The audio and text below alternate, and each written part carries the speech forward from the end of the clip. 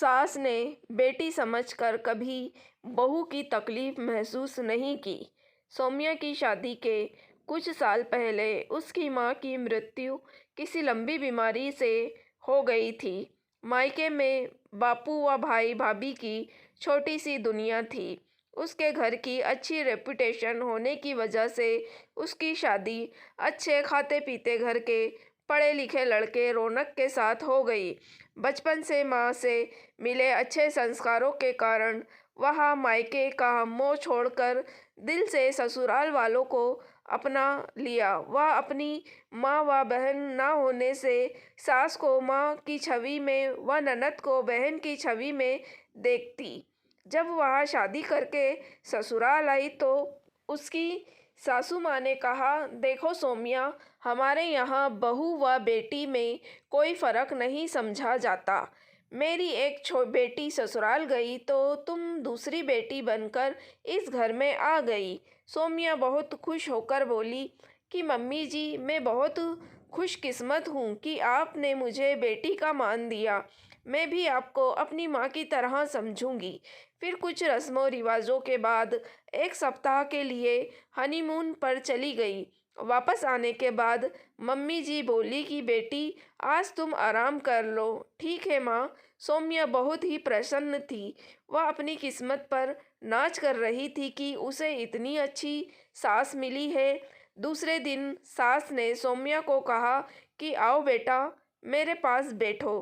तुम्हें इस घर के कामकाज के बारे में थोड़ा बता देती हूँ। बेटी, कल सुबह 6 बजे उठकर मटके के साथ बाल्टियाँ व टब में पानी भर लेना, क्योंकि यही पानी आने का समय है।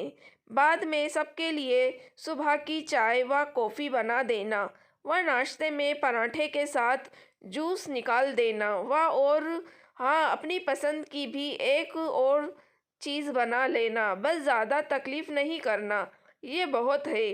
मालूम है ना बेटी, आजकल काम वाले कितना गंदा काम करती हैं। सुबह वो झाड़ू पोछा कर देगी, लेकिन एक बार शाम को फिर से झाड़ू लगा देना।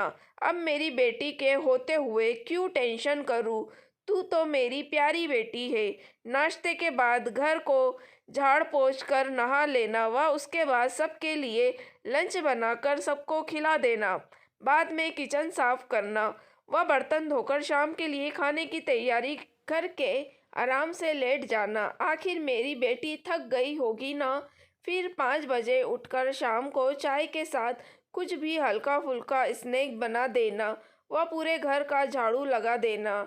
डिनर तू ही तय करेगी। बस मेरे व बाबूजी को सब्जी रोटी पसंद है, लल्ला को सब्जी रोटी पसंद नहीं है, इसलिए अपनी पसंद से कोई भी खाने की डिश बना देना। तू तो इस घर की मालकिन है, तुझे सारे काम की जिम्मेदारी सौंपती हूँ। दिन में एक बार तुम अपनी ननद काजल से भी उसके हाल चाल पूछ लेना। मुझे मालूम है नई नई शादी हुई है, तुम्हारा भी लल्ला के साथ घूमने का मन करता होगा, इसलिए बस इतना ही काम करना है। बाकी तुम आराम से लल्ला के साथ घूमो फिरो, तुम्हें कोई बंदिश नहीं है। सौम्या सबका दिल जीतने के लिए उनके कहे अनुसार सारा कार्य कर देती। 7 साल 2 बच्चों की माँ बनने के साथ कैसे गुजर गए पता ही नहीं चला। इसके बाद उसके पति रौनक की नौकरी दूसरे शहर में लग गई और वह बच्चों सहित वहां आ गई। पति के ऑफिस व बच्चों के स्कूल जाने के बाद हर 2 दिन में वह अपनी ननद या सास से बात कर लेती और अपनी दिनचर्या के साथ बच्चों, पति के हालचाल व और भी दूसरी बातें करती। आज बच्चों को स्कूल बस में छोड़ने गई तो जल्दी के चक्कर में सीढ़ियों से गिर गई। वह रीढ़ की हड्डी पर जोर लगने से दर्द के साथ तेज बुखार आ गया। वह पूरा शरीर सूजन से भर गया। वह चलने फिरने की स्थिति में नहीं थी। डॉक्टर को बताया, वह दवाई दी गई। रह रहकर दर्द से कहरा उठती। इस कारण वह अपनी सास व ननद को फोन नहीं कर पाई। 1 सप्ताह बाद आज सौम्या ने थोड़ा ठीक लगने पर मम्मी जी को फोन लगाया। उस समय काजल भी वहाँ थी।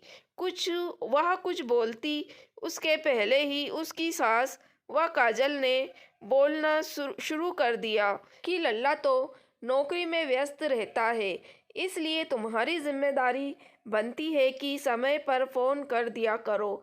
तुम कितनी गैर जिम्मेदार हो, इतने दिन तुमको एक फ़ोन करने का भी समय नहीं मिला। वह अपनी तकलीफ़ें बताना शुरू कर दी।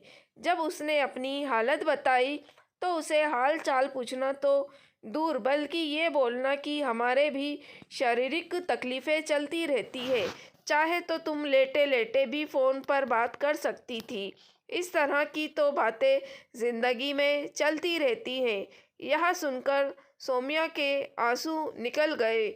आज उसे लगा कि अपनी माँ व सास में कितना फ़र्क होता है। वह तो माँ समझकर उन्हें फ़ोन लगाती, पर उन्होंने बेटी समझकर कभी तकलीफ़ महसूस नहीं की। सौम्या एकदम असहज हो गई। थोड़ी देर बाद में वह कुछ सहज होकर अपनी सास से बोली कि मम्मी जी, आपने मुझे बेटी कहकर कहकर पुकारा। आपकी बहुत मेहरबानी है, पर अब मैं चाहती हूँ कि मैं बहू ही बनकर रहूँ, मुझे बेटी नहीं बनना। और सौम्या ने फ़ोन रख दिया। प्रायः हर घर में बहू या भाभी से हर प्रकार की उम्मीद रखी जाती है, पर उसके प्रति भी उनका कुछ कर्तव्य होता है, वह भूल जाते हैं। दोस्तों, माँ शब्द ही ममता का सागर होता है। फिर कोई माँ होकर भला बहू के साथ ऐसा क्यों करती है?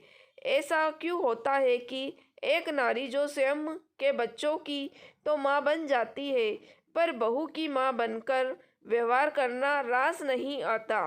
रिश्ते दोनों तरफ से निभाया जाए तो रिश्ता मधुर रहता है। हमेशा बहू या भाभी से ही फ़ोन की उम्मीद करना गलत है। यदि बेटा और बहू दोनों की गलती होती है तो भी यह कहकर कि मेरा बेटा तो ऐसा नहीं है, ज़रूर बहू के कहने में आकर किया है, और सारा इल्ज़ाम बहू पर मढ़ दिया जाता है। बेटी समझना और बेटी होना दोनों में काफ़ी फ़र्क है। बहू को ही सारा दोष देना भी तो वाजिब नहीं है। बहू को कहने में तो बेटी बोलते हैं, पर क्या वाकई में उसे अपनी बेटी की तरह उसको मान देते हैं? ज़रूरत है बहू व बेटी के प्रति बनाई धारणाएं बदलने की। दोस्तों, अगर आपको कहानी पसंद आई है तो प्लीज़ आप मेरे चैनल वॉइस ऑफ नीलोफर को सब्सक्राइब ज़रूर कीजिएगा, और मेरी वीडियो को लाइक और शेयर भी ज़रूर कीजिएगा। Thank you for watching.